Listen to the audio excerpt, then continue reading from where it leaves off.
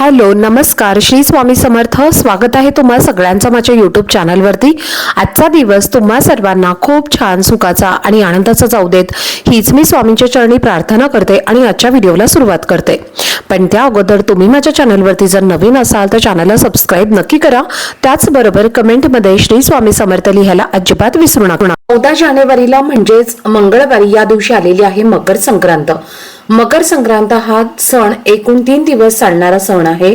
पहिल्या दिवशी भोगी साजरी केली जाते, जी आपण 13 जानेवारीला साजरी करणार आहोत। दुसऱ्या दिवशी 14 जानेवारीला मकर संक्रांत साजरी केली जाते आणि तिसऱ्या दिवशी म्हणजेच 15 जानेवारीला किंक्रांत हा सण साजरा केला जाणार आहे। तर या 3 दिवसांमध्ये पृथ्वीवरती ज्या सकारात्मक लहरी असतात तर त्या खूप जास्त प्रमाणामध्ये सक्रिय असतात आणि म्हणूनच या 3 दिवसांमध्ये आपण काही प्रभावी उपाय जर केले तर त्या उपायांचं आपल्याला निश्चितच फळ हे प्राप्त होत असतं। तर या 3 दिवसांचं जे धार्मिक महत्व आहे तर ते आपल्याला या उपायातून प्राप्त होत असतं। तर आजच्या व्हिडिओमध्ये तुमच्यासोबत मी मुलांसाठी एक अतिशय प्रभावी असा उपाय शेअर करणार आहे। प्रत्येक आईने आपल्या मुलांसाठी इथे लावायचा आहे एक दिवा। हा दिवा लावल्यामुळे मुलांचे सर्व दोष, संकट, विघ्न, अडचणी नष्ट होऊन मुलांची अभ्यासात, नोकरीत आणि व्यवसायात अगदी भरभरून प्रगती होईल। मुलांना प्रत्येक क्षेत्रामध्ये यश मिळेल आणि मुलांवरती कोणताही वाईट संकट, विघ्न येणार नाहीत। मुलांच्या आयुष्यातले वाईट भोग हे संपून जातील।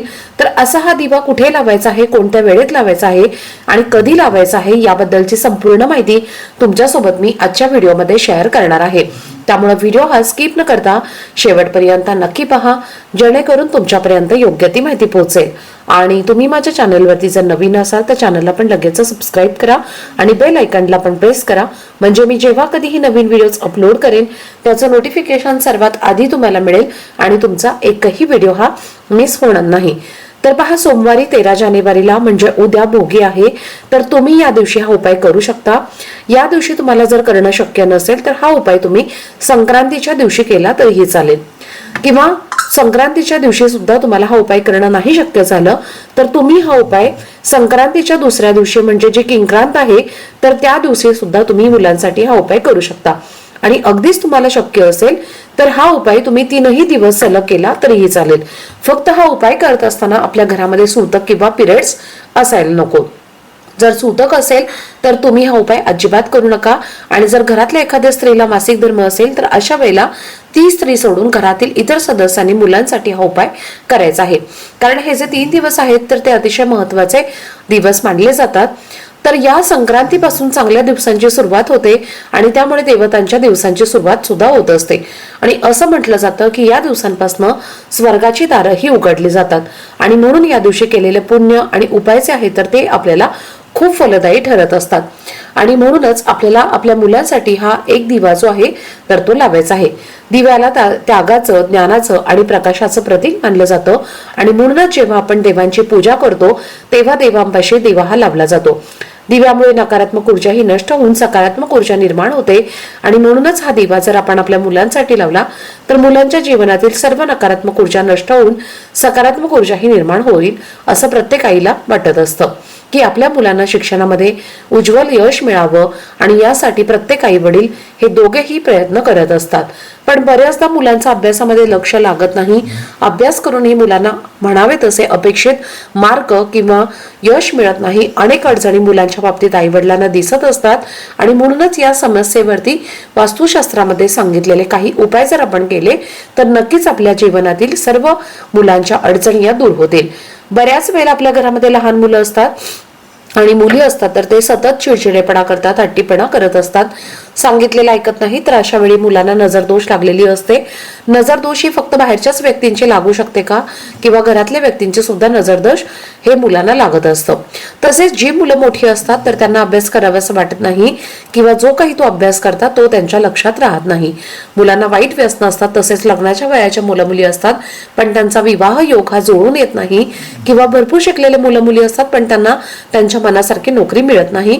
तर यासारख्या मुलांच्या अडचणी दूर होण्यासाठी हा उपाय जो आहे तर तो तुम्हाला करायचा आहे।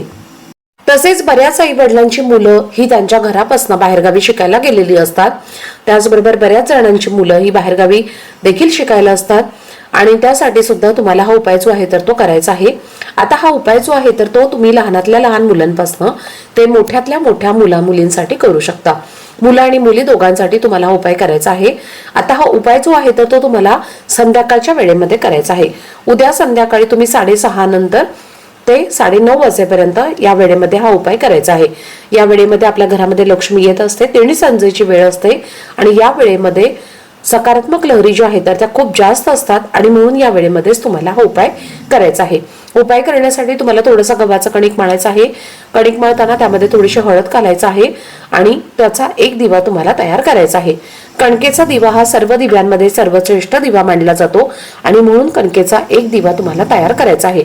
त्या दिव्यामध्ये आपल्याला 2 वातींची मिळून एक जोडवात घालायची आहे आणि यानंतर तुमच्याकडे जर मोहरीचं तेल असेल तर मोहरीचं तेल या दिव्यामध्ये तुम्हाला टाकायचं आहे आणि तुमच्याकडे मोहरीचं तेल नसेल तर तुम्ही तिळाचं तेल सुद्धा टाकू शकता।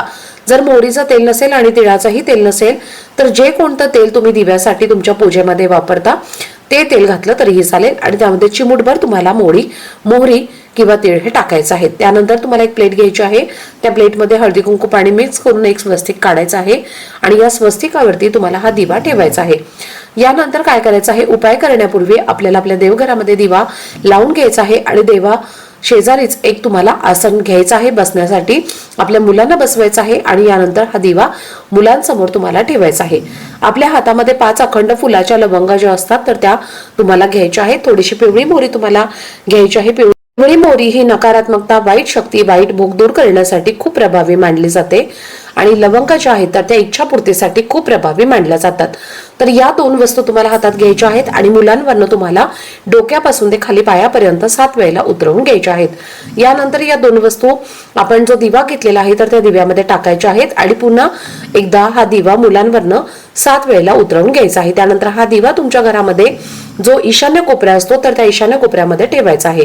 त्याची वाट जी आहे तर ती ईशान्य दिशेकडे येईल अशा पद्धतीने तुम्हाला हा दिवा ठेवायचा आहे।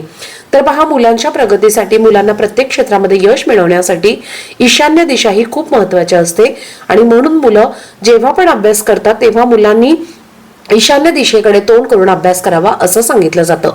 आता हा दिवा तुम्ही ठेवल्यानंतर जोपर्यंत तो चालू राहील तोपर्यंत चालू ठेवायचा आहे। दिवा विझला की रात्रभर त्याच जागेवरती राहू द्यायचा आहे। दुसऱ्या दिवशी सकाळी उठायचं आहे आणि हा दिवा तुम्हाला घराच्या बाहेर घेऊन जायचा आहे। जिथे कुठे एखादं मोठं झाड असेल तर त्या झाडाजवळ तुम्हाला नेऊन ठेवायचं आहे।